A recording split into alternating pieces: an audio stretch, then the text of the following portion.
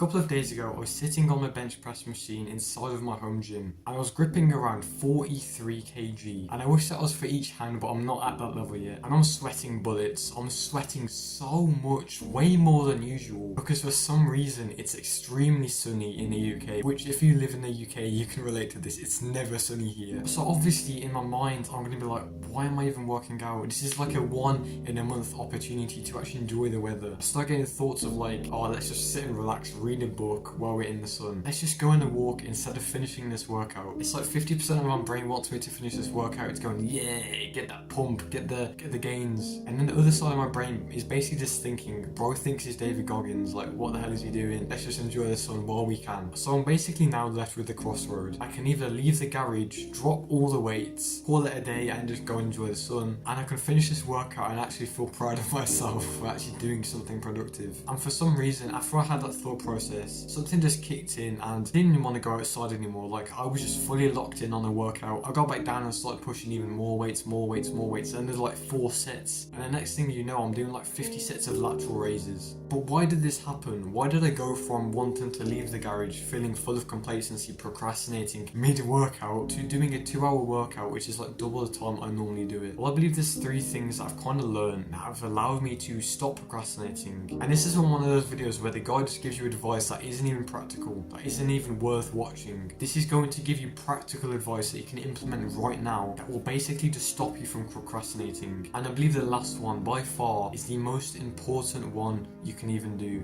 So the first point I want to go over is putting your goals on your wall. And trust me, I'm not some maniac that has just like lots of pieces of paper around their walls like with motivational quotes. I'm not that type of person. But the main reason why I felt so complacent, why I kept on procrastinating, is because I forgot why I started self-improvement. I forgot why I was even in the gym. And the thing is, you probably right now don't even know what you're doing. You started going to the gym, you started meditating, but for what? And you're probably lost in the process of what you're actually doing. And it's so crucial that you always have in your mind why you're doing something, why you're going after that goal. Because if you don't have that fire inside of you when you once started, when you started going to the gym, you're going to quit, you're going to give up, you're going to become complacent. And when you put your goals on your wall, like on your ceiling, when you wake up, you see your goals every single day. That fire that you had at the start when you were really disciplined turns into this fire that you have every single day. And what I've noticed is I'm just full of energy. I'm not procrastinating anymore. And it's just so crucial that you have this place where you can look at your goals every single day. You don't have to stick them on your wall, but I just believe that is the best way to do it. When you're constantly reminded of why you started, what you want out of this life, that is when you start taking action, my friend. So right now, I want you to pause this video. I want you to get a piece of paper and a pen, and I just want you to write a goal on your wall, what you want to achieve, whether it's to do with the gym, whether it's to do with reading, whether it's to do with school. Just write it down, stick it on your wall, and if you're scared someone else will see it, just don't bother. Like I've had my 2 habit trackers right next to my bed ever since I started self-improvement, and obviously people are going to question it. They're going to think you're crazy. Your family is going to think you need to be in like a mental asylum, but really sometimes you just have to make sacrifices. This should be a sacrifice you're willing to take to just stop procrastinating, okay? So just do that actionable step, and then we're going to move on to the next point, which is very important. So don't leave the video, or otherwise you're going to get elbowed in the face twice as hard. And this part of the video is basically just like breaking the ankles of your brain, like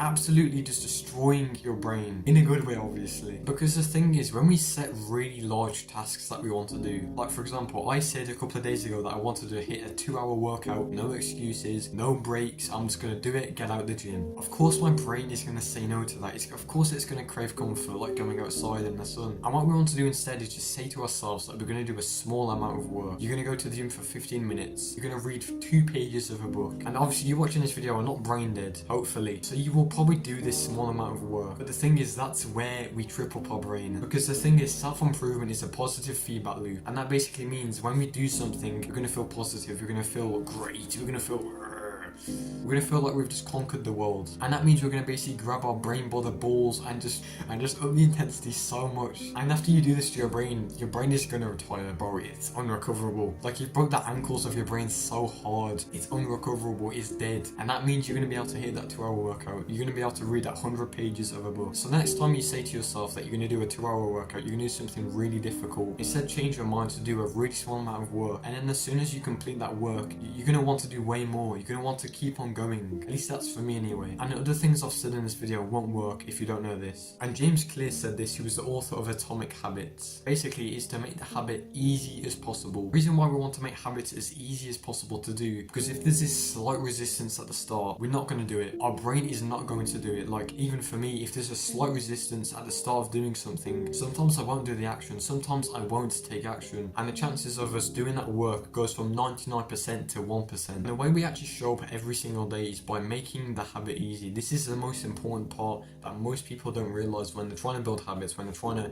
meditate every single day, they're trying to do the David Goggins lifestyle 25-hour grind sets. Yeah. So what I want you to do is every single time you're trying to do something and you feel like there's a resistance when you're about to start it, like you just don't want to do the action. Like, for example, if you go to the gym in the morning, what you could do is put your gym clothes on your bed, so when you wake up it's right there in front of you. Or you can do one of my favorite techniques, and that you should just throw your phone out the window on the grass, so when you wake up you don't scroll. And obviously please don't do this because you'll probably break your phone. What I've done is, because I'm a lad, I've included another point in the comments that you can also read that is really important, okay? So make sure you read that comment and also just apply everything that I've said in this video, and I guarantee you will shoot procrastination right in the head. Like, let's just imagine you are procrastination and this is me to you. Hang on. Like, I don't think you're ready for this attack that I'm about to do to you, procrastination. Liner, bro, that spinning hot kick was devastating. Your jaw would be spinned right now. You would be laying on the floor. That's you to procrastination after watching this video, okay? So goodbye. Have a nice day. You're gonna Elwin in the face again. Goodbye.